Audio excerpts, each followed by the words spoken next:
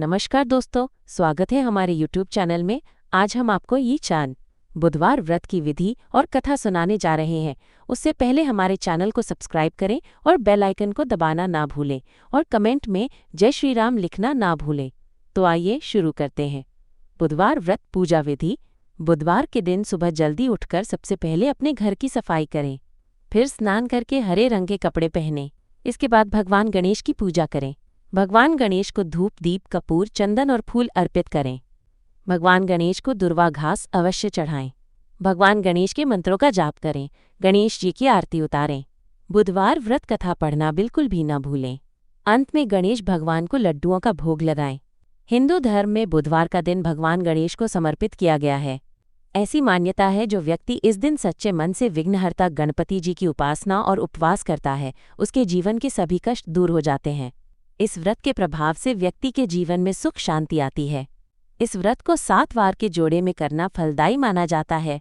इतना ही नहीं, बुधवार व्रत करने से बुध ग्रह भी मजबूत होता है। जानिए बुधवार व्रत की कथा, पूजा विधि, मंत्र, महत्व और अन्य जरूरी बातें। पौराणिक मान्यताओं के अनुसार बुधवार व्रत की शुरुआत किसी भी महीने के शुक्ल पक्ष के बुधवार से कर सकते हैं।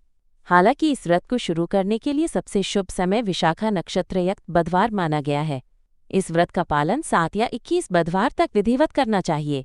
आखिरी व्रत वाले दिन नियमानुसार उद्यापन करना चाहिए। ध्यान रहे, पितृपक्ष में इस व्रत की शुरुआत न करें। व्रत कथा। एक समय की बात है, समतापुर नगर में मधुसूदन नाम का एक व्यक्ति रहता था। उसका विवाह पास के ही नगर बलरामपुर की रहने वाली संगीता से संपन्न हुआ। वो दिखने में सुंदर और सुशील थी। एक दिन मधुसूदन अपनी पत्नी को लाने के लिए ससुराल पहुंचा।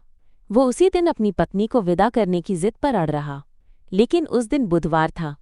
पत्नी के घरवाले समझने लगे कि बुधवार के दिन यात्रा करना अशुभ होता है, पर वो नहीं माना।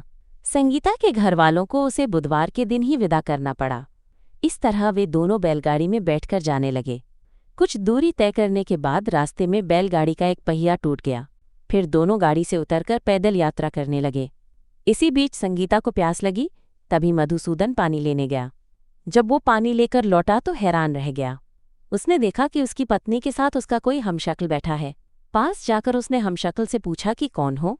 इस पर उस आदमी ने कहा कि उसका नाम मधुसूदन है और वो संगीता का पति है। इस पर मधुसूदन भड़क गया और बोला कि ये झूठ है, असली मधुसूदन तो मैं हूँ। मैं संगीता के लिए पानी लेने गया था। इस पर हमशक्ल ने कहा कि वो तो पानी लाकर संगीता को पिला भी दिया। अब इनमें संगीता के असली पति होने को लेकर झगड़ा होने लगा। तभी उस नगर के राजा का एक सिपाही वहां पहुंचा। उन्होंने संगीता से पूछा कि उसके असली पति के बारे में सवाल किया। तब वो खुद दुविधा में थी। इस पर संगीता ने कोई जवाब नहीं दिया। फिर सिपाहियों ने उनको राजा के दरबार में पेश किया। पूरी कहानी सुनने के बाद दोनों को राजा ने जेल में डालने का आदेश दिया। घबराया हुआ मधुसूदन इसके बाद बुद्धदेव को याद कर उनसे क्षमा मांगने लगा। इसके बाद वहां आकाशवाणी हुई कि मधुसूदन, तुमने संगीता के घर वालों की बात नहीं मानी और बुधवार को यात्रा किया। तुम्हारे इस अड़ियल बर्ताव से भगवान बुद्धदेव काफी नाराज हैं। उन्होंने ही ऐसी दुविधा पैदा की है। तब मधुसूदन ने नम्र आवाज में कहा कि हे महाराज, उससे बड़ी गलती हो गई।